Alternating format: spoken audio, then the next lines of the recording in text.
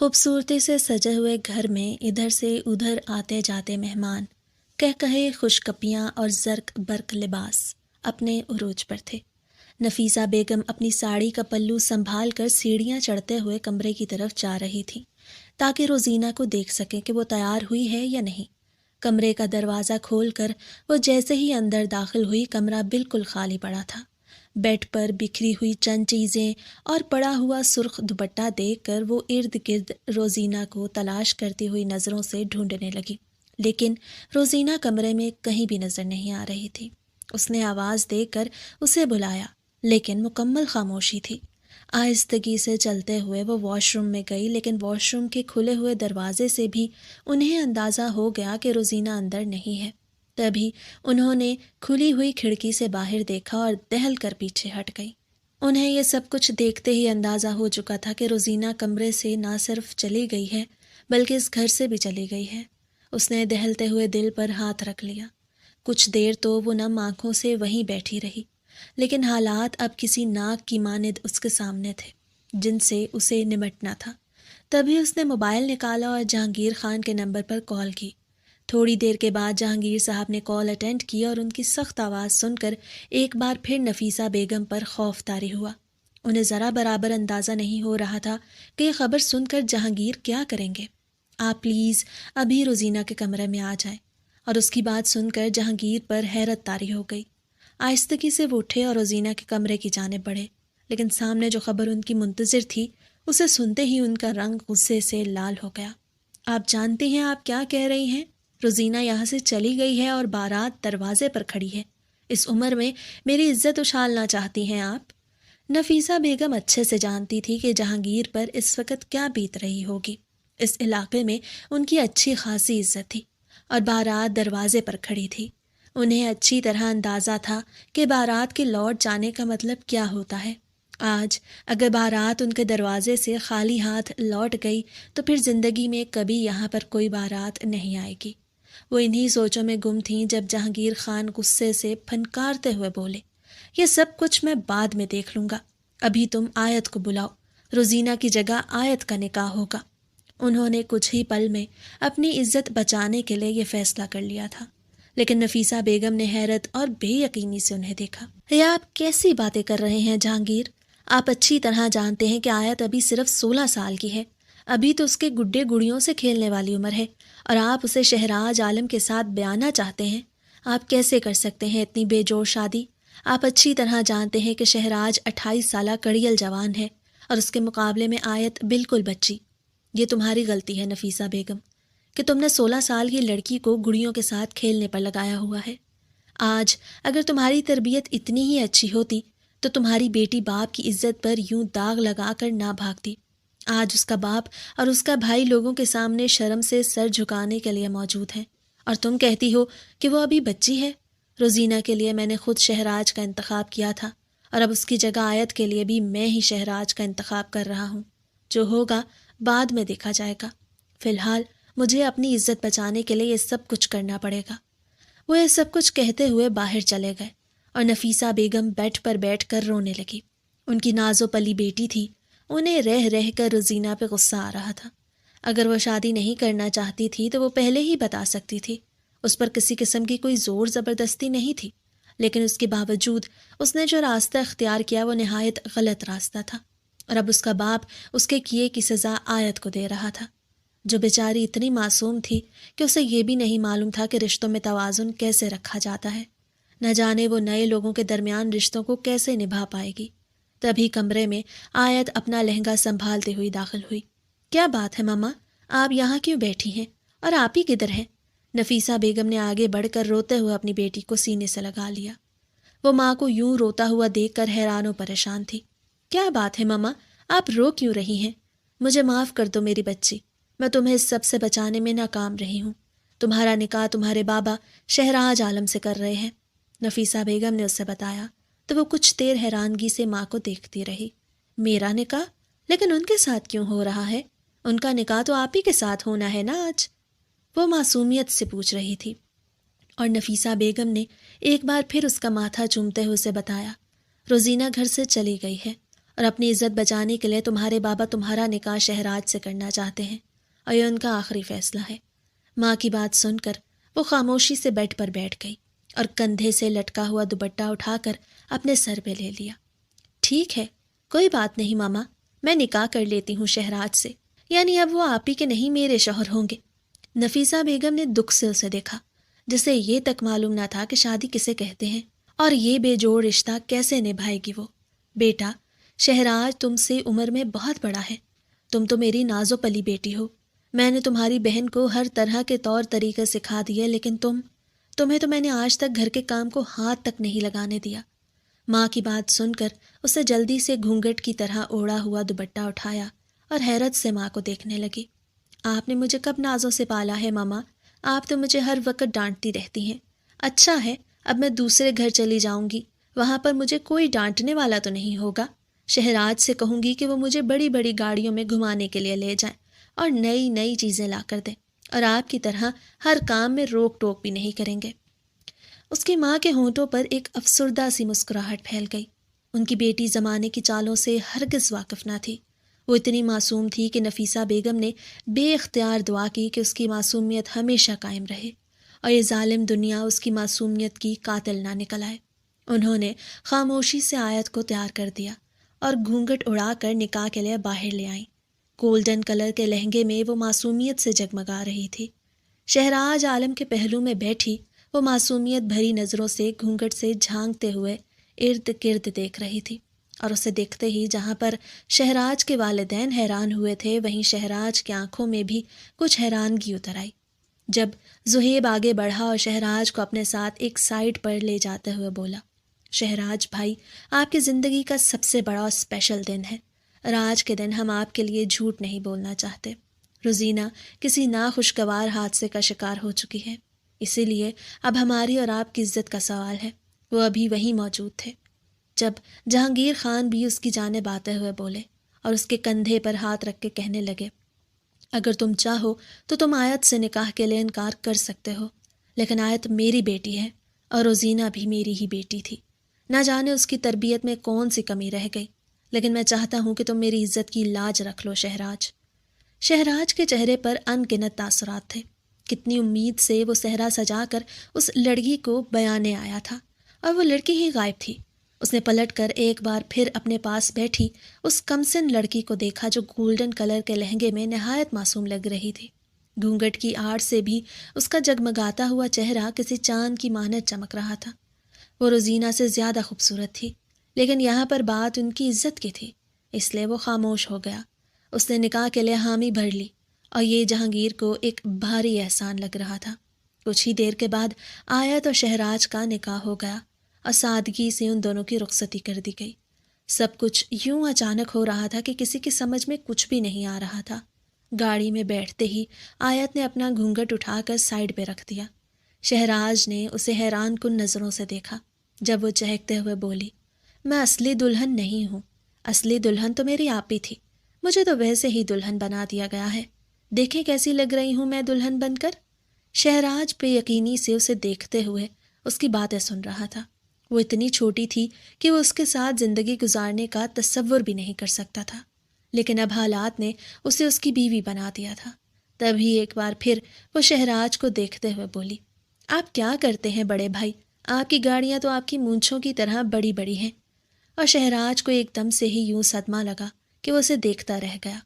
بڑے بھائی اور مونچھوں کی طرح بڑی بڑی گاڑیاں، اسے غصہ آنے لگا تھا اب اس لڑکی کی فضول باتوں پر۔ تم سچ میں اتنی معصوم ہو یا بس ناٹک کر رہی ہو میرے سامنے؟ اس نے سخت لہجے میں پوچھا، جب آیت اس کی آنکھوں میں دیکھتے ہوئے بولی، نہیں، میں ناٹک نہیں کر سکتی، کیونکہ اماں نے کہا ہے کہ آپ کے ساتھ بالکل ٹھیک طریقے سے رہنا پڑے گا، کیونکہ اب آپ میرے شوہر ہیں۔ یعنی وہ اسے شوہر مانتے ہوئے بھی بڑے بھائی کے لقب سے نواز رہی تھی۔ میں تمہارے باپ کی وجہ سے مجبور ہو کر تم سے نکاح کر بیٹھا ہوں، لیکن مجھے نہیں پتا کہ تم نے مجھ سے نکاح کیوں کیا۔ آخر تم بھی تو منع کر سکتی تھی کہ میں تم سے عمر میں کافی بڑا ہوں۔ نہیں، میں نے منع نہیں کیا۔ اماں نے مجھ سے پوچھا تو میں گھونگھٹ اوڑھ کر بیٹھ گئی۔ میں نے سنا ہے آپ کے پاس بڑی بڑی گاڑیاں ہیں، اور ویسے بھی اماں مجھے ہر وقت ڈانٹتی ہیں۔ اب آپ کے گھر آ کر دونوں مل کر رہیں گے، آپ مجھے گاڑی میں گھمانے لے جانا، میں آپ کے ساتھ باتیں بھی کروں گی اور ہم دونوں مل کر کارٹون بھی دیکھیں گے۔ ڈن؟ اس نے بات کرتے ہوئے ہاتھ شہراج کی جانب بڑھایا، جسے وہ ایک دم سے ہی نظر انداز کر گیا۔ وہ لڑکی اس کی سوچ سے زیادہ امیچور تھی اور اسے سچ میں اس صدمے نے آن گھیرا تھا۔ اسے اپنے دوستوں میں اور باقی لوگوں میں کیسے متعارف کروائے گا؟ اس کی زندگی ایک ہی دن میں بدل کر رہ گئی تھی۔ پرسوچ نظروں سے وہ سڑک کو دیکھ رہا تھا۔ اس کے ذہن میں چلتی ہوئی ہلچل سے ہر کوئی ناواقف تھا۔ وہ چاہتا تو اپنے فائدے کے لیے اسی وقت اس لڑکی سے نکاح کے لیے انکار کر سکتا تھا، لیکن یہ سب کچھ اس نے کیوں کیا؟ اس راز سے صرف وہ خود واقف تھا۔ بڑے بھائی، آیت نے اسے دوبارہ مخاطب کرتے ہوئے کچھ کہنا چاہا، جب وہ ایک دم سے ہی اسے دیکھ کر بھڑک اٹھا۔ Shut up! اگر اب تمہاری آواز آئی تو میں تمہاری زبان کاٹ دوں گا۔ وہ ایک دم سے ہی اس کی سخت آواز سن کر روحان سی ہو گئی۔ شہراج نے گاڑی میں پڑے ہوئے لیز کے پیکٹ اٹھائے اور اس کی طرف بڑھاتے ہوئے کہا، خاموشی سے انہیں بیٹھ کر کھاؤ اور اب دوبارہ کوئی بات مت کرنا۔ اور وہ حقیقت میں خاموش ہو چکی تھی۔ گاڑی دروازے پر آن رکی تو ان کا پرتپاک طریقے سے استقبال کیا گیا۔ آیت مسکراتے ہوئے معصومیت سے ادھر ادھر آنکھیں مٹکا کر دیکھ رہی تھی۔ شہراج نے سختی سے اس کا ہاتھ تھام رکھا تھا کہ مبادا وہ یہاں پر کوئی ایسی حرکت سر انجام نہ دے دے جو اس کے لیے شرمندگی کا باعث بنے۔ تھوڑی دیر کی رسموں کے بعد آیت کو شہراج کے کمرے میں پہنچا دیا گیا۔ ارد گرد کے لوگوں اور اس کے دوستوں نے یہی سوال دہرایا تھا کہ آخر کیا ہوا کہ اس کا نکاح روزینہ کے بجائے آیت سے کیا گیا، لیکن اس کے پاس دینے کے لیے فی الحال خود بھی اس سوال کا جواب نہیں تھا۔ آیت بے فکری سے بیڈ پر ٹیک لگا کر بیٹھی کمرے کی آرائش کو دیکھ رہی تھی۔ پھولوں سے سجا ہوا کمرہ اسے کسی خواب کی مانند لگ رہا تھا، جس میں وہ کسی فیری ٹیل کی مانند بیٹھی اترا رہی تھی۔ تبھی ستارہ بیگم اندر داخل ہوئی۔ وہ آیت کو غصے سے بھری نظروں سے دیکھ رہی تھی۔ آیت نے کچھ دیر انہیں دیکھا اور پھر مسکرا کر دوبارہ ادھر ادھر دیکھنے میں مشغول ہو گئی، اور ستارہ بیگم نے حیرت سے اسے دیکھا۔ آنٹی، یہ کمرے میں موجود LCD تو چلا دیں، میں کارٹون ہی دیکھ لوں گی۔ ستارہ بیگم کی طرف دیکھتے ہوئے اس نے فرمائش کی، اور ستارہ بیگم اس کی عجیب و غریب فرمائش سن کر ہی دنگ رہ گئیں۔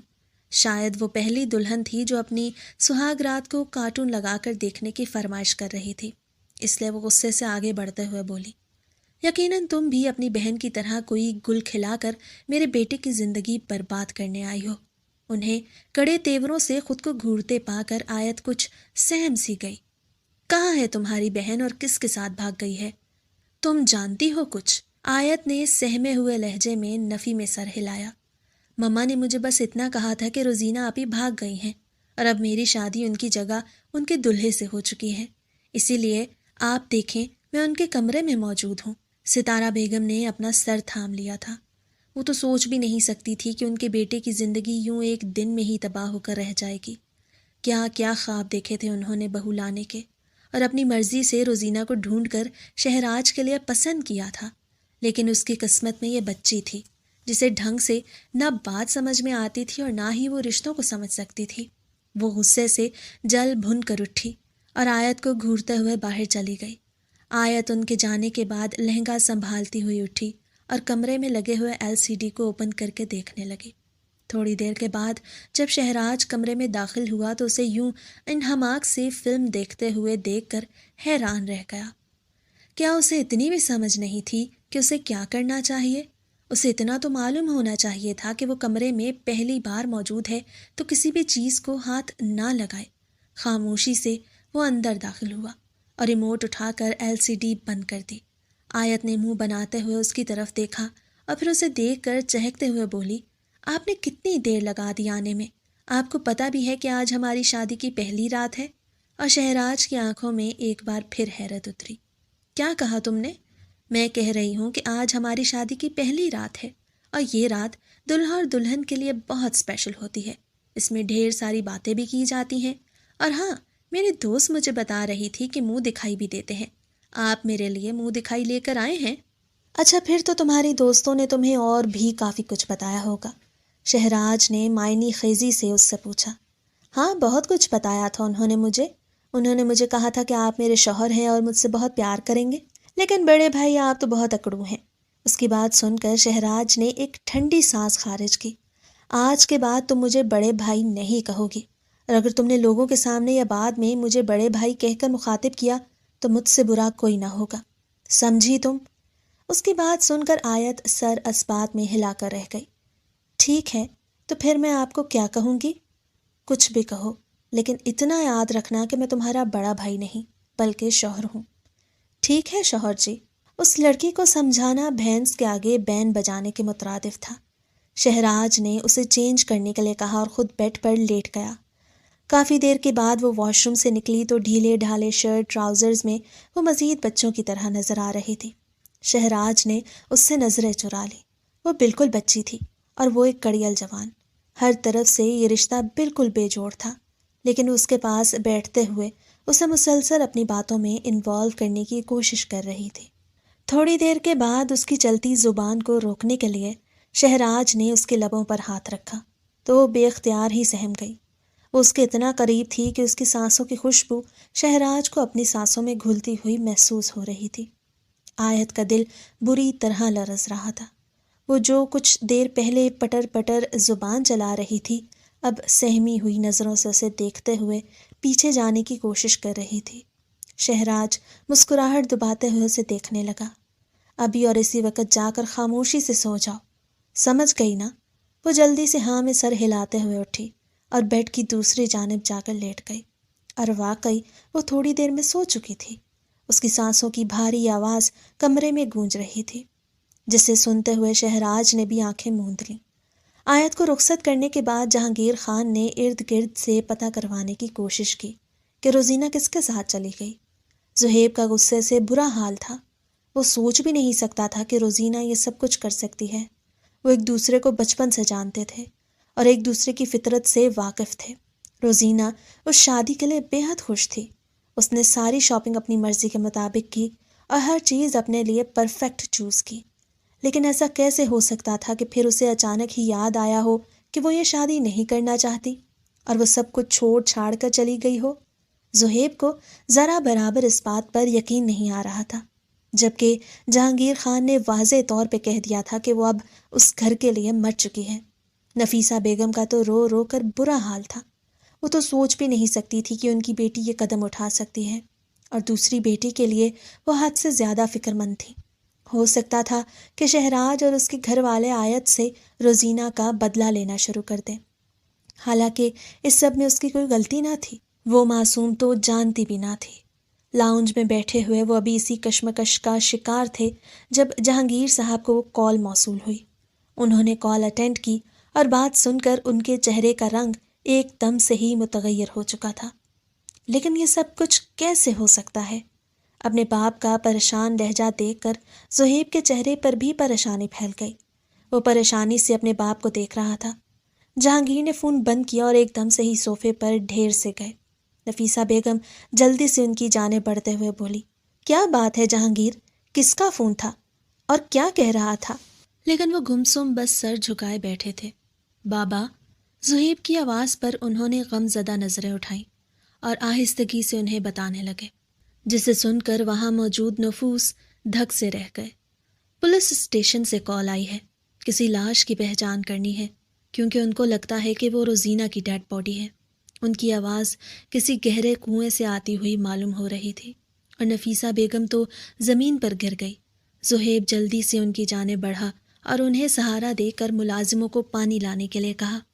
وہ اندر ہی اندر شدت سے دعا مانگ رہا تھا کہ خدا کرے یہ سب کچھ جھوٹ ہو، ایسا کچھ بھی نہ ہو، لیکن حقیقت ان کے سامنے تھی۔ تھوڑی دیر بعد نفیسہ بیگم کی طبیعت سنبھلی تو وہ لوگ تھانے کی جانب چلے گئے۔ گاڑی میں بیٹھے تینوں اپنی بے قرار دھڑکنوں کو سنبھال کر دل ہی دل میں دعا کر رہے تھے کہ خدا کرے ان کا یہ خدشہ کبھی بھی سچ ثابت نہ ہو۔ تھانے میں پہنچ کر نفیسہ بیگم تو گویا انسپکٹر کے گلے ہی پڑ گئی۔ آپ ایسا کیسے کہہ سکتے ہیں کہ میری پھول جیسی بچی مردہ حالت میں ملی ہے؟ مجھے دکھائیں کہاں ہے وہ؟ روزینہ، روزینہ! وہ پاگلوں کی طرح اپنی بیٹی کو پکارتے ہوئے اندر جا رہی تھی اور جہانگیر صاحب انہیں مسلسل سنبھال رہے تھے۔ انسپکٹر نے انہیں ایک لڑکی کی ڈیڈ باڈی کے قریب لا کر کہا کہ آپ اچھی طرح دیکھ لیجئے۔ جہانگیر صاحب نے کانپتے ہوئے ہاتھوں سے جیسے ہی چہرے سے کپڑا ہٹایا، وہ بے اختیار ہی 2 قدم پیچھے ہٹ گئے۔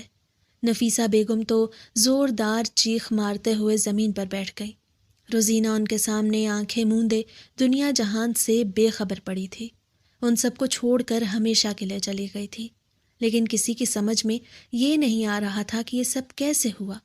دروازے سے لگا زہیب شدت سے رو رہا تھا۔ روزینہ اور وہ جڑواں بہن بھائی تھے، اور شروع سے ہی روزینہ اور اس کی دوستی تھی۔ اس کا دل کسی بھی حالت میں قبول نہیں کر رہا تھا کہ اس کی بہن صرف چند گھنٹوں کے اندر اندر انہیں ہمیشہ کے لیے چھوڑ کر چلی گئی۔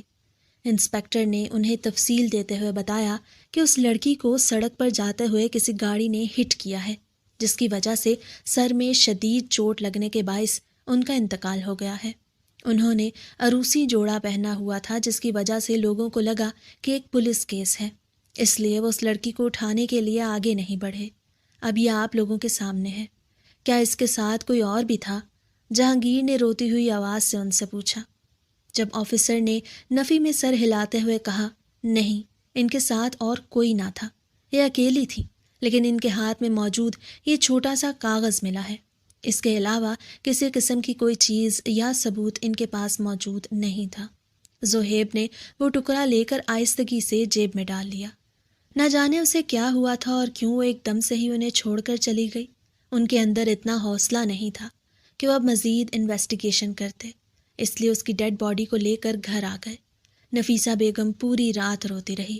اس نے جہانگیر کو کہا تھا کہ آیت کو بھی بلا لے۔ جب جہانگیر نے ٹھنڈی آہ بھرتے ہوئے کہا، میں جانتا ہوں کہ میری ایک بیٹی مجھے ہمیشہ کے لیے چھوڑ کر چلی گئی ہے، جس کے بدلے میں نے اپنی دوسری بیٹی کا نکاح کر کے ان لوگوں کے حوالے کر دیا۔ نکاح کرتے ہوئے شہراج نے یہ شرط رکھی تھی کہ جب کبھی اس کی بہن واپس آ جائے گی، اس کے ساتھ آیت کا کوئی رشتہ نہیں ہوگا، اور میں نہیں چاہتا کہ ایک بار پھر آیت کو واپس بلا کر اس کی زندگی میں عذاب کھول دوں۔ جو ہو چکا ہے اسی پر ہی خاموشی اختیار کر لینی چاہیے۔ نفیسہ بیگم اپنے شوہر کی بات سن کر حیرت کا شکار تھی۔ اسے تو اپنی بیٹیوں کے نصیب پر رونا آ رہا تھا۔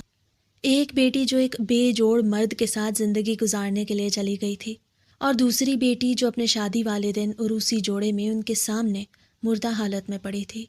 ان کا دل ہی جانتا تھا کہ کیسے انہوں نے اسے عروسی جوڑے سے علیحدہ کر کے کفن میں لپیٹ دیا۔ وہ پھولوں جیسی لڑکی ایک دم سے ہی کفن کی چادر اوڑھ کر ان کے سامنے تھی۔ زہیب چیخ چیخ کر رو رہا تھا۔ اسی شام روزینہ کو دفنا دیا گیا، اور افسردگان میں بس چند ہی لوگ تھے جو رشتہ دار تھے، اور افسردگی کے لیے ان کے گھر آئے لوگوں نے طرح طرح کی باتیں مشہور کر دی تھیں۔ کسی نے کہا کہ کسی لڑکے کے ساتھ بھاگ گئی تھی، اور اس لڑکے نے اپنا مطلب پورا کرنے کے بعد جان سے مار دیا۔ تو کوئی کہہ رہا تھا کہ لڑکی نے خودکشی کر لی ہے کیونکہ اسے لڑکا پسند نہیں تھا۔ خواہ جتنے منہ اتنی باتیں، اور یہی باتیں زہیب کو اندر ہی اندر کاٹ رہی تھیں۔ وہ سوچ بھی نہیں سکتا تھا کہ اسے یہ دن بھی دیکھنا پڑے گا۔ اسے آج بھی وہ لمحہ اچھی طرح یاد تھا جب شہراج عالم سے منگنی کرتے ہوئے روزینہ کتنی خوش تھی۔ اس نے اپنی زندگی میں آج تک کوئی ایسا کام نہیں کیا تھا جس سے اس کا باپ سر جھکا کر چلتا، اور شہراج عالم کو بھی اس کے باپ نے ہی پسند کیا تھا، اور اس نے باپ کی پسند کو تسلیم کر لیا۔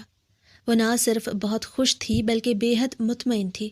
اس نے اپنی شادی کی ساری شاپنگ خود ہی کی تھی۔ زہیب اور اس کے درمیان اچھی دوستی تھی۔ وہ اکثر ہی زہیب سے اپنی آنے والی زندگی کے بارے میں لمحات شیئر کرتی رہتی۔ وہ کتنی خوش تھی اس رات جب اسے شہراج عالم کے نام کی مہندی لگی تھی، اور وہ مہندی کفن میں بھی لپٹے ہوئے ہاتھوں پر جگمگا رہی تھی۔ اس نے کتنے مان سے اپنی ہتھیلی کے درمیان شہراج کا نام لکھوایا تھا، تو پھر کیسے وہ نکاح سے صرف چند گھنٹے قبل بھاگ کر کسی اور کی باہوں کا سہارا ڈھونڈ سکتی تھی؟ زہیب مر تو سکتا تھا، لیکن یہ بات تسلیم نہیں کر سکتا تھا، اور اس روز بہن کو دفناتے ہوئے اس نے دل میں پختہ ارادہ کر لیا تھا کہ وہ اپنی بہن کے مجرموں تک پہنچ کر رہے گا۔ وہ کبھی بھی اصل راز پر پردہ نہیں ڈالے گا۔ وہ ڈھونڈ کر رہے گا کہ آخر کون سی ایسی گیم کا شکار اس کی بہن ہوئی جو جان سے ہاتھ دھو بیٹھی، چاہے پھر اس مقصد کے لیے کوئی بھی اس کے ساتھ نہ ہو۔ اس شام اس نے باپ سے بھی اس بات کا ذکر کیا کہ میں ہر حال میں روزینہ کے قاتلوں کو ڈھونڈ کر رہوں گا۔ میں اس بات کا پتہ لگا کر رہوں گا کہ روزینہ کس کے کہنے پر یہاں سے گئی تھی، اور اس کے ساتھ ملوث شخص کون تھا۔ بابا، میں یوں خاموشی سے ہاتھ پر ہاتھ دھرے نہیں بیٹھ سکتا۔ جہانگیر صاحب جانتے تھے کہ وہ جوان خون ہے، اسے منع کرنے کا کوئی فائدہ نہیں ہوگا، اسی لیے انہوں نے اسے اتنا کہا تھا کہ کم سے کم اپنے بوڑھے باپ کی عزت کا خیال رکھ لینا۔ اتنا جان لینا کہ لوگ مجھے کہیں کا نہیں چھوڑیں گے۔ پہلے بھی میرے خلاف جتنی باتیں بن چکی ہیں میں وہی برداشت کر لوں، میرے لیے کافی ہے۔ اور زہیب چپ چاپ اٹھ کر کمرے میں چلا گیا۔ 3 دن تک گھر میں بالکل سوگ کا عالم تھا۔ نہ ہی کسی نے آیت کی خبر لی اور نہ ہی وہ واپس پلٹ کر آئی۔ شہراج کام کے سلسلے میں 3 دنوں کے لیے گھر سے باہر چلا گیا تھا اور اس نے اسے یہی کہا تھا کہ جب میں واپس آؤں گا تو تمہیں تمہارے مائکے والوں سے ملوا کر لے آؤں گا، لہٰذا اتنا بے صبر ہونے کی ضرورت نہیں ہے۔ وہ بس خاموش ہو گئی۔ اسے شدت سے اپنے ماں باپ یاد آ رہے تھے اور بھائی بھی۔ اس گھر میں آ کر اسے احساس ہوا تھا کہ وہ ان لوگوں سے بچھڑ گئی ہے جن لوگوں کے بغیر وہ ایک پل بھی نہیں رہ سکتی تھی۔ سارا دن کمرے میں پڑے پڑے وہ بور ہو جاتی۔ گھر میں کوئی بھی ایسا انسان نہ تھا جو اس سے بات کرتا سوائے اس کی ساس کے، اور وہ بھی جلی کٹی سنا کر اسے مزید افسردہ کر دیتی۔ ستارہ بیگم کے اندر سے تو یہ دکھ ہی نہیں ختم ہو رہا تھا کہ ان لوگوں نے ان کے ساتھ دھوکہ کیا ہے۔ بڑی بہن کا رشتہ دینے کے بعد انہوں نے دھوکے سے اپنی چھوٹی بیٹی کا ہاتھ ان کے بیٹے کے ہاتھ میں تھما کر گویا جان چھڑوا لی ہے۔ ان کی اپنی کوئی بیٹی نہیں تھی، اس لیے وہ کبھی بھی نہیں جان سکتی تھی کہ ماں باپ کبھی بھی اپنی بیٹیوں کا ہاتھ کسی کے ہاتھ میں دے کر جان نہیں چھڑواتے۔ وہ اکثر ہی آیت کو یہ طعنہ دیا کرتی کہ تمہارے ماں باپ نے تو پلٹ کر تمہاری خبر ہی نہیں لی، اور وہ بس افسردگی سے کمرے میں جا کر رونے لگ جاتی۔ اسے اپنے ماں باپ سے یہ شکوہ ہونے لگا تھا کہ انہوں نے 3 دنوں میں اس کی خبر تک نہ لی۔ کیا وہ لوگ اس سے اتنا اکتا چکے تھے؟ اس روز بھی شہراج واپس آیا تو وہ صوفے پر افسردہ حالت میں بیٹھی ہوئی تھی۔ شہراج نے اسے حیرت سے افسردہ موڈ میں دیکھا۔ وہ لڑکی جب سے اس کے گھر میں آئی تھی اپنی شرارتوں اور چنچل طبیعت کی وجہ سے ہر وقت ہنستی کھیلتی رہتی۔ اسے ذرا برابر پرواہ نہ تھی کہ اس کا سسرال ہے یا اب اس کی شادی ہو چکی ہے۔ اسے تو اس بات کی بھی فکر نہ تھی کہ اب اس کی عمر 16 سال ہو چکی ہے اور اس پر ذمہ داریوں کا بوجھ آن پڑا ہے۔ اسے بس فکر تھی تو اپنے پلانز کی، اپنے کھیلوں کی، اپنی عادتوں کی اور انجوائے کرنے کی۔ لیکن آج اسے افسردہ حالت میں دیکھ کر شہراج کے دل کو کچھ ہوا۔ وہ آہستگی سے اس کے قریب جا کر بیٹھ گیا۔ کیا ہوا آج؟ تمہارے منہ پر 12 بج رہے ہیں؟ آیت نے چونک کر اسے دیکھا۔ اسے معلوم ہی نہ ہوا تھا کہ کب وہ کمرے میں آیا اور اس کے اتنا قریب آ کر بیٹھ گیا۔ ایک پل کے لیے اس کی آنکھوں میں شوخی ابھری اور پھر معدوم ہو کر دوبارہ افسردگی چھا گئی۔ شہراج فرصت سے اس کے سارے تاثرات ملاحظہ کر رہا تھا۔ کیا بات ہے؟ تم اتنی خاموش کیوں ہو؟ کیا تمہیں کسی نے ڈھیر سارے پیسے دیے ہیں خاموش رہنے کے لیے؟ وہ شرارت سے مسکراتے ہوئے بولا، جب وہ ایک دم سے دیکھتے ہوئے پھٹ پڑی۔ مجھے کوئی ضرورت نہیں ہے آپ کی اور آپ کے پیسوں کی۔ آپ کی ماما تو ہر وقت مجھے ڈانٹتی رہتی ہیں، اور ایک میری ماما ہیں جنہوں نے پلٹ کر مجھے دیکھا بھی نہیں کہ میں زندہ ہوں یا مر چکی ہوں۔ آپ سب لوگ ایک جیسے ہیں۔ آیت کو کسی کی بھی ضرورت نہیں ہے، نہ ماں باپ کی نہ شوہر کی۔ وہ خود ہی اپنی زندگی جی لے گی۔ اس کی شکایت سن کر اس کی آنکھوں میں ننھے ننھے آنسوں کے قطرے دیکھ کر شہراج دل سے مسکرا اٹھا۔ کم سے کم اسے یہ سن کر تو خوشی ہوئی تھی کہ وہ بڑے بھائی سے ڈائریکٹ شوہر پر آ چکی تھی۔ یقیناً اسے اب اندازہ ہو چکا تھا کہ بھائی اور شوہر میں کچھ فرق ہوتا ہے۔ کیوں بھائی، ایسا کیا کہا ہے میری ماما نے؟ اور تمہاری ماما؟ تم خود ہی تو کہتی ہو کہ ان لوگوں نے تم سے جان چھڑوا لی۔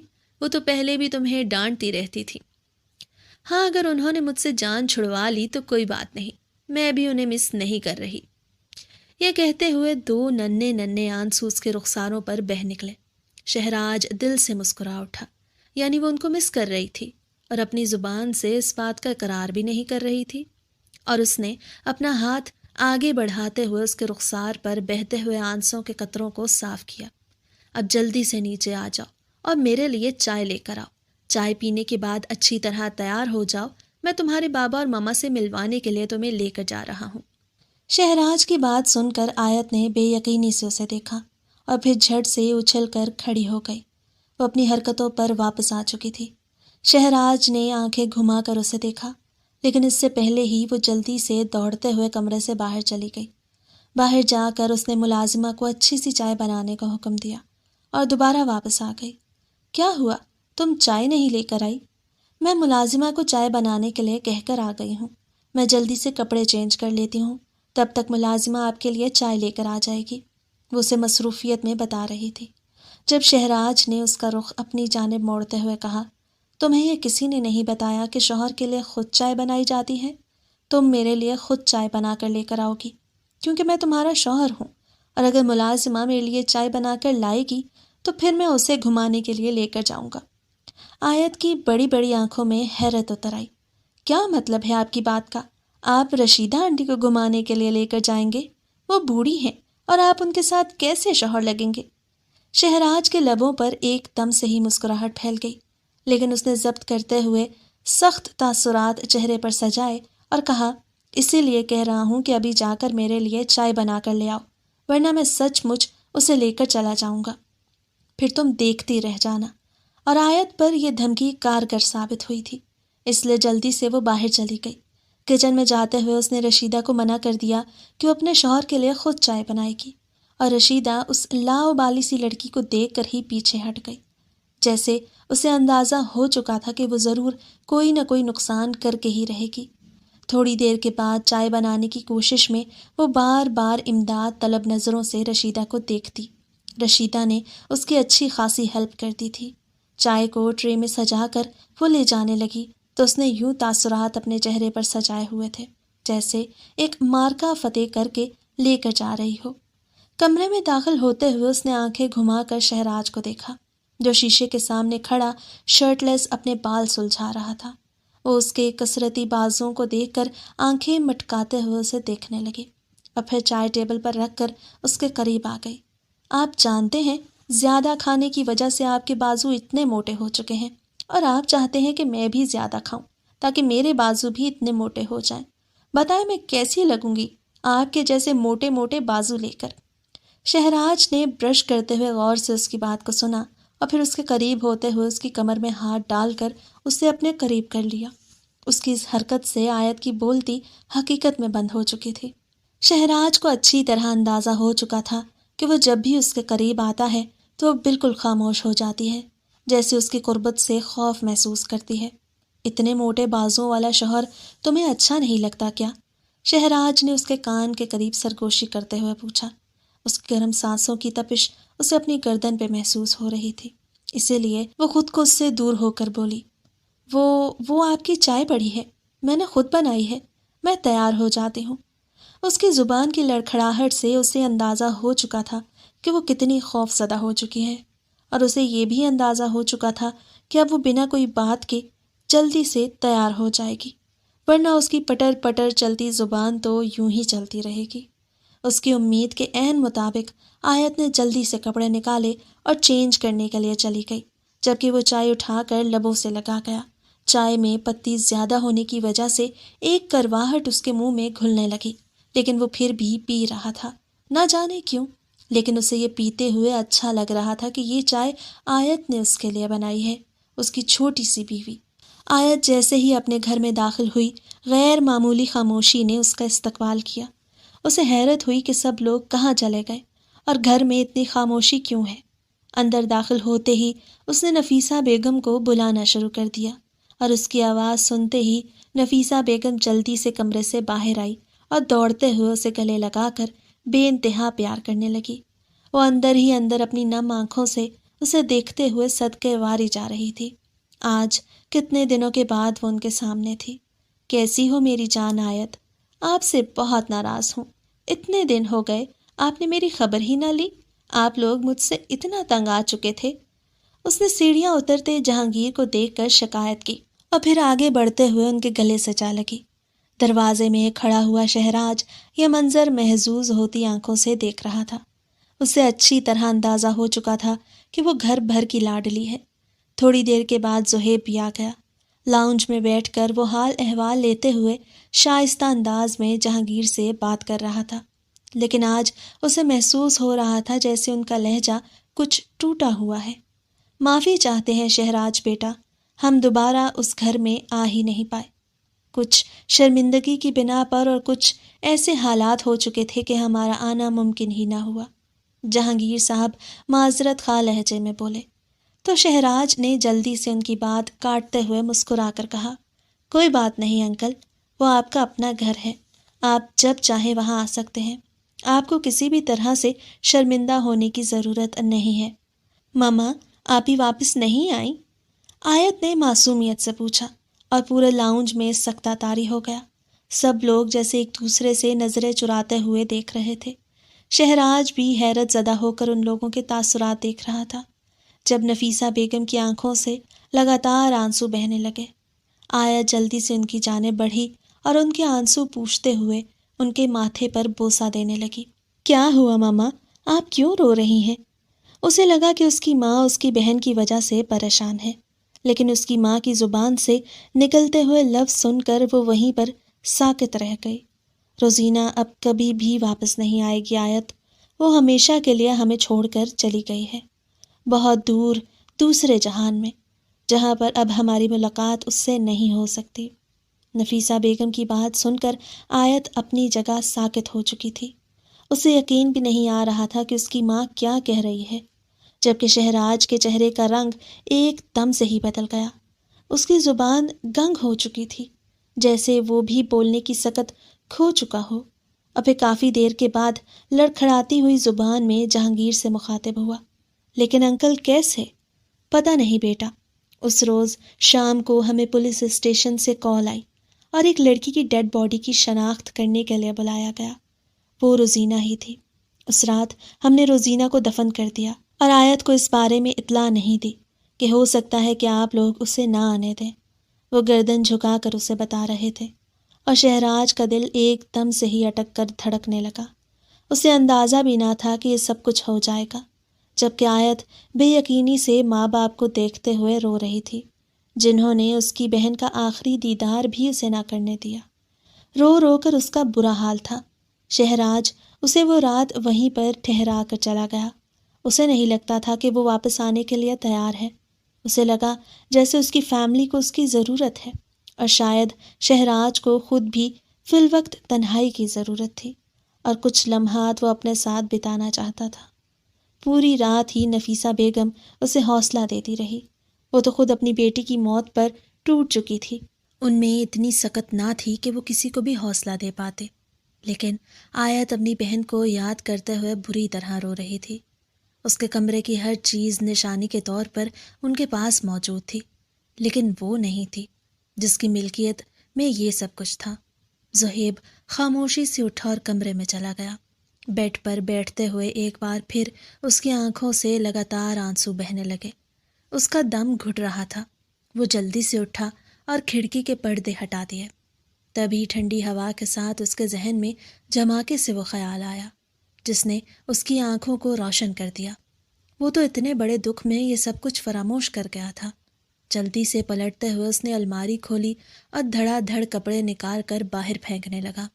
اس روز واپس پلٹ کر اس نے کاغذ کا ٹکڑا اسی الماری میں رکھا تھا، اور پھر وہ اس کے بارے میں بھول گیا۔ بالآخر کچھ دیر کوشش کرنے کے بعد اسے وہ ٹکڑا مل ہی گیا، جسے کھولتے ہوئے اس کا دل بری طرح لرز رہا تھا۔ وہ ہامتی ہوئی سانس کے ساتھ اسے دیکھ رہا تھا، جس پر لکھی گئی تحریر اس کی سمجھ میں بالکل نہیں آ رہی تھی۔ اگر گھر کی پچھلی گلی میں آج تم گھر سے باہر نہیں آئی تو تمہاری بارات تمہارے دلہے سمیت تمہارے گھر پر نہیں آئے گی، یاد رکھنا۔ وہ بے یقین ہو کر اس دھمکی بھری تحریر کو دیکھ رہا تھا۔ کون ہو سکتا تھا جس نے اس روز اس کی بہن کو یہ تحریر بھیج کر اسے پچھلے دروازے سے باہر بلوایا؟ اور پھر کیا ہوا ہوگا؟ اس کے ذہن میں ان گنت سوالات جنم لینے لگے۔ اسے ہر حالات میں اس معاملے کی تہہ تک پہنچنا تھا۔ اس نے پولیس میں بھی کمپلین کرنے کی کوشش کی، لیکن وہی ٹھنڈا ٹھار سا جواب۔ دیکھو لڑکے، پولیس اتنی فری نہیں ہے کہ تمہاری گھر سے بھاگی ہوئی بہن کے بارے میں پتہ لگانے کی کوشش کرے۔ لڑکی اپنی مرضی سے گھر سے بھاگ کر گئی ہے، اسے کسی نے اغوا نہیں کیا۔ اگر اتنا ہی کنٹرول ہوتا تو لڑکی کی مرضی کے بغیر اس کی شادی بھی نہ کر رہے ہوتے۔ آپ پولیس کو اپنا کام کرنے دو۔ اگر ہمیں کوئی سراغ ملا تو ہم اس کی کھوج نکال لیں گے، ورنہ چپ کر کے گھر بیٹھ جاؤ، اسی میں تم لوگوں کی بہتری ہے۔ 2 دن تک وہ تھانے کے چکر لگا لگا کر تھک چکا تھا۔ اس کے پاس اب کسی قسم کا کوئی ثبوت نہ تھا جس کے مطابق وہ واضح کر پاتا کہ اس کی بہن بے قصور ہے۔ دوسرے دن شہراج جا کر آیت کو واپس لے آیا، لیکن آیت ابھی بھی بے حد اداس تھی۔ شہراج کے پاس جا کر بھی وہ مسلسل اپنی بہن کے بارے میں ہی ذکر کر رہی تھی۔ اس رات بھی وہ اپنی بہن کے بارے میں بات کرتے کرتے سو گئی، اور اپنی اداسی میں وہ یہ بھی نہ محسوس کر پائی کہ شہراج کا رویہ کتنا اکھڑا اکھڑا ہے۔ نہ جانے کس بات کی وجہ سے وہ اندر سے اتنا ڈسٹرب تھا۔ اسے سوتا ہوا دیکھ کر اس نے سگریٹس اٹھائے اور باہر چلا آیا۔ بے وجہ ہی وہ باہر ٹھنڈ میں بیٹھ کر سگریٹ پھونکتا رہا، لیکن اس کے اندر لگی ہوئی آگ کسی صورت کم نہیں ہو رہی تھی۔ ایک بے وجہ سا سوال بار بار اس کے ذہن کی اسکرین پر امٹ کر اسے وسوسوں کا شکار کر رہا تھا۔ جہانگیر صاحب نے زہیب کو منع کر دیا تھا کہ اسے اب اس معاملے میں مزید نہیں پڑھنا چاہیے، سب کچھ مقدر کے ہاتھ پر چھوڑ دو۔ اگر اللہ نے چاہا تو اس کی بہن کے بارے میں ضرور کوئی نہ کوئی سراغ مل جائے گا۔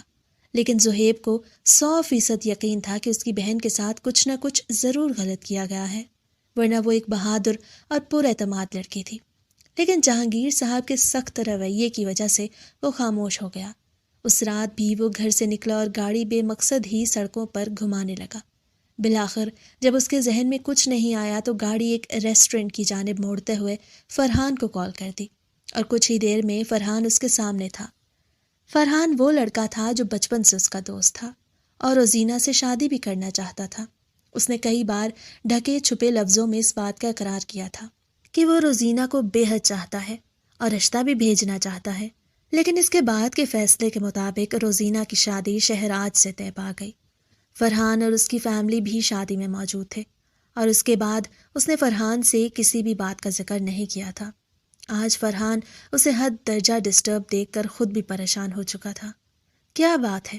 تو اتنا پریشان کیوں نظر آ رہا ہے؟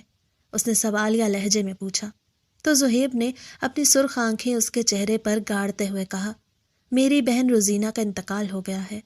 اور اس کی زبان سے نکلے ہوئے الفاظ سن کر سامنے بیٹھا فرحان تھوڑی دیر کے لیے اسے دیکھتا رہ گیا۔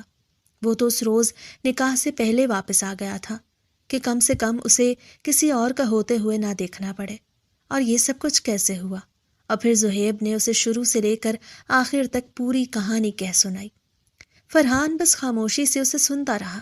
اس تحریر کے بارے میں جاننے کے بعد فرحان کو بھی تجسس نے آن گھیرا تھا کہ اس کے پیچھے ایک گہرا راز ہو سکتا ہے۔ وہ جو بھی تھا، اس نے روزینہ کو گھر کی پچھلی طرف بلایا۔ تو ایسے کیوں نہیں کرتا کہ گھر کے پچھلی جانب لگائے گئے کیمروں سے فوٹیج نکال لے؟ اور زہیب کی آنکھیں ایک دم سے ہی چمک اٹھی۔ یہ خیال تو اس کے ذہن میں آیا ہی نہ تھا۔ وہ جلدی سے گھر آیا اور فرحان کی بات پر عمل کرتے ہوئے اس نے اس رات کی فوٹیج نکلوائی، اور جو منظر اس کے سامنے تھا وہ اس کا دل دہلا کر رہ گیا۔ کمرے کی پچھلی جانب سے روزینہ عروسی جوڑے میں باہر آئی۔ وہاں پر ایک گاڑی اس کا انتظار کر رہی تھی۔ کچھ دیر تو وہ دروازے کے قریب ہو کر کسی سے باتیں کرتی رہی، جیسے اسے سمجھانے کی یا قائل کرنے کی کوشش کر رہی ہو، اور پھر خاموشی سے گاڑی کے اندر بیٹھ گئی اور گاڑی وہاں سے چلی گئی۔ زہیب نے گاڑی کی نمبر پلیٹ سے نمبر لکھ لیا۔ اب اگلا مرحلہ تھا نمبر پلیٹ کی مدد سے آنرشپ نکلوانا، اور اس کام میں بھی فرحان نے اس کی مدد کی۔ لیکن جو سچائی اس کے سامنے آئی، اس نے اسے ہلا کر رکھ دیا۔ وہ تو کبھی وہم و گمان میں بھی نہیں سوچ سکتا تھا کہ یہ سب کچھ ہوگا۔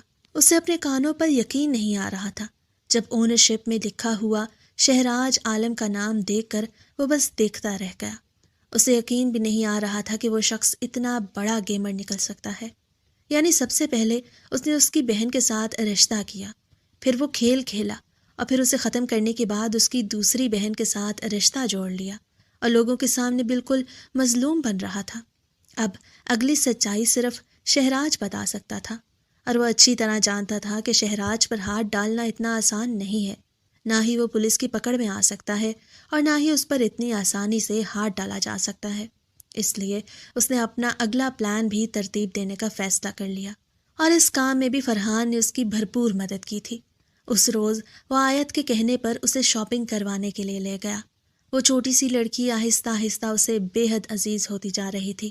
جہاں پہلے اسے اس کی شوخ اور شرارتی طبیعت کی وجہ سے پریشانی کا سامنا کرنا پڑتا تھا، اب اس کی کھلکھلاتی ہوئی ہنسی اور بچگانہ باتوں کو انجوائے کرتا اسے عادت ہو چکی تھی، اس کی معصومیت بھری باتیں سننے کی۔ اس روز اسے معلوم ہی نہ تھا کہ کوئی پورا دن اس کی گاڑی کا پیچھا کرتا رہا ہے۔ زہیب نے پورا پلان ترتیب دے لیا تھا، اور اب وقت تھا اس کے پلان پر عمل کرنے کا۔ فرحان اور کچھ قابل بھروسہ دوستوں کو اس نے ساتھ ملا لیا تھا۔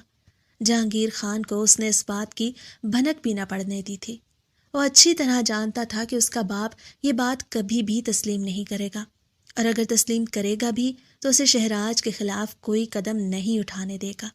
لیکن وہ اب رکنے والا نہیں تھا، کیونکہ وہ جانتا تھا کہ وہ دوغلا شخص اس کے خاندان کے ساتھ بہت بڑا دھوکہ کرتے ہوئے پہلے بھی اس کی بہن کی زندگی کھا گیا، اور اب اس کی دوسری بہن کی زندگی بھی مکمل خطرے میں تھی۔ یہ رات کا وقت تھا جب کمرے میں مکمل خاموشی تھی۔ بستر پر پڑی ہوئی آیت بے سدھ ہو کر سو رہی تھی۔ ابھی کچھ دیر پہلے ہی اس نے مما سے بات کی اور اب سارے دن کی تھکاوٹ کی وجہ سے سو گئی، جبکہ اس کے قریب بیٹھا شہراج لیپ ٹاپ پر کام کرتے ہوئے کافی مصروف نظر آ رہا تھا۔ تھوڑی ہی دیر گزری جب اس نے لیپ ٹاپ کو سائڈ پر رکھا اور ایک نظر آیت کو دیکھا۔ وہ سوتے ہوئے اتنی معصوم لگ رہی تھی کہ وہ بے اختیار ہی اس کے قریب جا کر لیٹ گیا۔ اس کی بھاری سانسوں کی مہک کو محسوس کرتے ہوئے اس نے انگلی کی پور سے اس کے چہروں پر بکھری ہوئی لٹ کو پیچھے کیا۔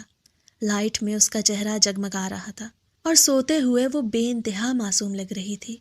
اس نے ابھی تک اپنے جذبات کو قابو میں رکھتے ہوئے اس کی معصومیت کو نہیں نوچا تھا۔ وہ چاہتا تھا کہ یہ لڑکی اپنی معصومیت سے لطف اندوز ہو، اور اس کے بعد جب وہ 18 سال کی عمر کو پہنچ جائے تو ہی اسے بیوی کے طور پر بیوی کا رتبہ دے، تاکہ اس کے ساتھ کسی بھی قسم کی زیادتی نہ کرے۔ لیکن کبھی کبھار اس کے قریب ہوتے ہوئے اسے یوں محسوس ہوتا جیسے وہ خود پر سے کنٹرول کھو دے گا، اسی لیے اسے ہمیشہ خود سے ہی دور رکھتا۔ لیکن اب وہ سوتے ہوئے اس کے سامنے تھی اور وہ اسے نظریں بھر کر دیکھ رہا تھا۔ اس سے پہلے کہ وہ لائٹ آف کر کے سو جاتا، جب دروازے پر ہلکی سی دستک ہوئی۔ نہ جانے اس وقت کون آیا تھا۔ اس نے بے دلی سے دروازے کو دیکھا اور پھر آیت کے اٹھ جانے کے ڈر سے اٹھتے ہوئے دروازے کے قریب گیا۔ لیکن جیسے ہی اس نے دروازہ کھولا، اس کے منہ پر زوردار طریقے سے گھونسا پڑا اور وہ 2 قدم اچھل کر پیچھے چلا گیا۔ تبھی 3-4 لڑکے اندر داخل ہوئے جنہوں نے مکمل ماسک اور نقاب لگا رکھا تھا، اور خاموشی سے اس کے ہاتھ باندھتے ہوئے اس کا منہ بھی باندھا۔ وہ کوئی بھی مزاحمت نہیں کر پا رہا تھا۔ وہ یہ کام اتنی خاموشی سے سر انجام دے رہے تھے کہ کمرے میں پڑی ہوئی آیت کو بھی اس بات کی بھنک نہیں پڑی، اور وہ اسے اٹھا کر باہر لے آئے۔ گاڑی میں ڈال کر کسی انجان جگہ کی طرف گاڑی بڑھا دی۔ شہراج کو اندازہ نہیں ہو رہا تھا کہ وہ کون لوگ ہیں اور اس سے کیا چاہتے ہیں۔ نہ جانے دروازے پر کھڑے ہوئے گارڈز کدھر تھے جو وہ اس کے کمرے کے دروازے تک پہنچ گئے۔ کافی دیر کے بعد گاڑی ایک انجان جگہ پر رکی اور اسے کھینچ کر باہر اتار لیا گیا۔ اس کے منہ سے کپڑا ہٹایا تو وہ کرخت لہجے میں پوچھنے لگا، کون ہو تم لوگ اور کیوں لے کر آئے ہو مجھے یہاں؟ تم لوگ جانتے نہیں ہو کہ تم نے شہراج عالم پر ہاتھ ڈال کر اپنی موت کو دعوت دی ہے۔ تبھی ایک لڑکا آگے بڑھا اور اس کے منہ پر زوردار تھپڑ مارا۔ شہراج غصے سے سرخ ہو چکا تھا۔ وہ لڑکے آگے بڑھے اور لاتوں، مکوں اور گھونسوں سے اس کی اچھی خاصی تواضع کر دی۔ اس وقت تم ایک ویران جگہ پر ہو، تمہارے کیمروں کی فوٹیج کو ہٹا دیا گیا ہے اور تمہیں مکمل پلان کے ساتھ یہاں پر لایا گیا ہے۔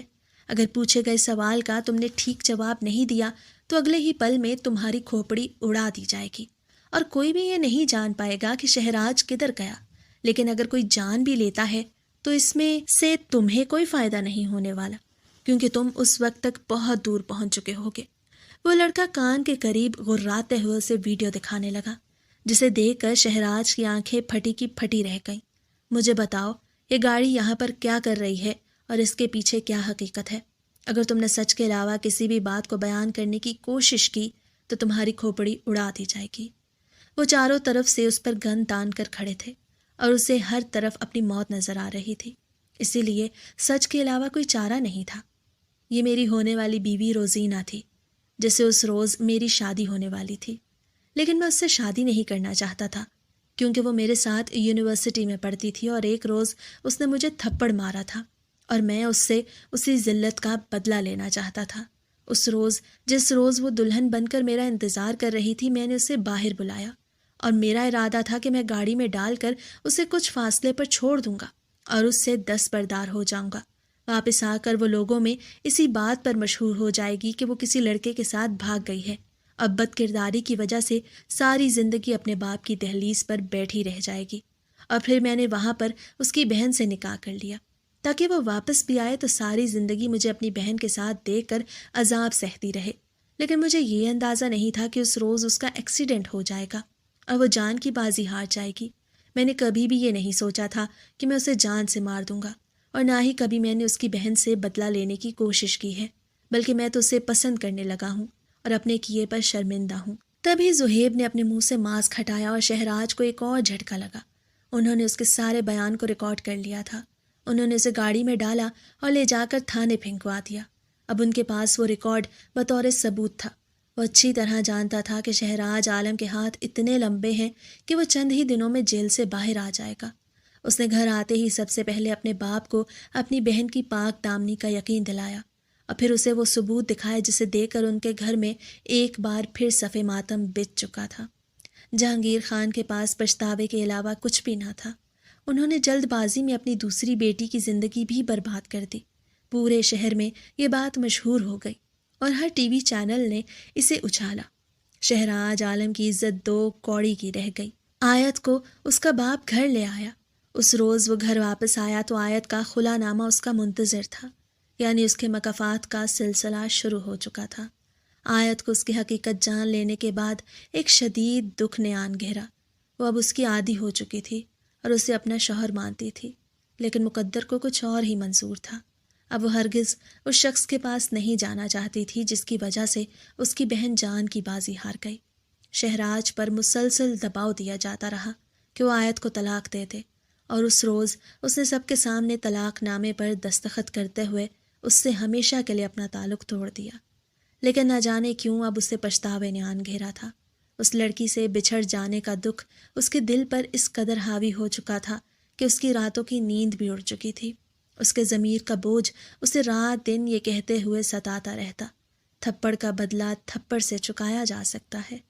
ضروری تو نہیں کہ کسی کو بد کرداری کا داغ دے کر ہی وہ بدلہ چکایا جائے، اور پھر آپ کی وجہ سے کوئی جان کی بازی ہار جائے۔